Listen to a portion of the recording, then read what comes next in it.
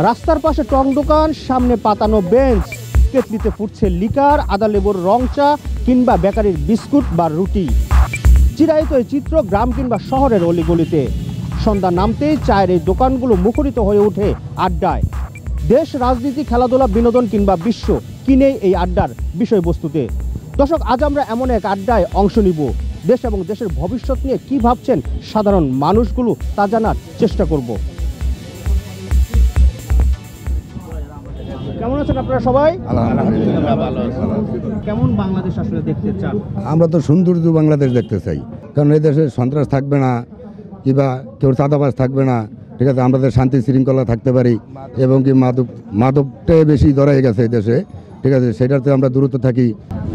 কেমন বাংলাদেশ দেখতে চান আপনারা? আমরা এই দেশ চাইতেছি সুন্দর বাংলাদেশ, যেরকম এই দেশকে সরসীনভাবে যেরকম চালাইতে পারে, দেশের যেরকম ক্ষতি যেরকম না হচ্ছে, এরকম একটা আমরা সৌন্দর্য একটা বাংলাদেশ চাইতে আছি। অনেক ধন্যবাদ আপনাকে। যে আসলে 2024 সালে ছাত্র জনতার গণ অভ্যুত্থানের মধ্য দিয়ে একটি অন্তর্বর্তীকালীন সরকার গঠিত হয়েছে। যে সরকার এদেশ বেশ কিছু সংস্কারের উদ্যোগ নিয়েছে, পাশাপাশি বেশ কিছু রাজনৈতিক দল কিন্তু আবার নির্বাচনের জন্য মরিয়া হয়ে উঠছে। আসলে সংস্কার না নির্বাচন, কি চান আপনারা?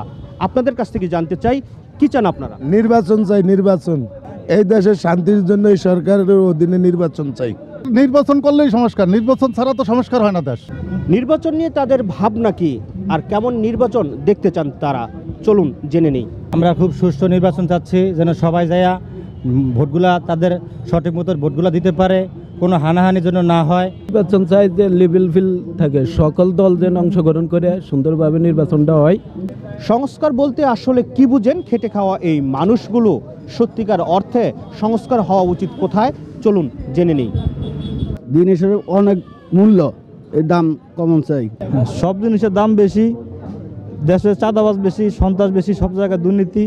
এগুলো আগে ঠিক হইব, তারপর দেশ নির্বাচন হবে। সকাল থেকে রাত অবধি চলে এই আড্ডা। স্থান, কাল ও পরিস্থিতি ভেদে শুধু পাল্টায় মানুষগুলো। আড্ডার বিষয়বস্তু কখনো কখনো দেশের গণ্ডি পেরিয়ে চলে যায় বিদেশের গণ্ডিতে। সাধারণ মানুষগুলোর এই মতামতই কখনো কখনো হয়ে ওঠে অমূল্য। দর্শক, আজ এ পর্যন্তই।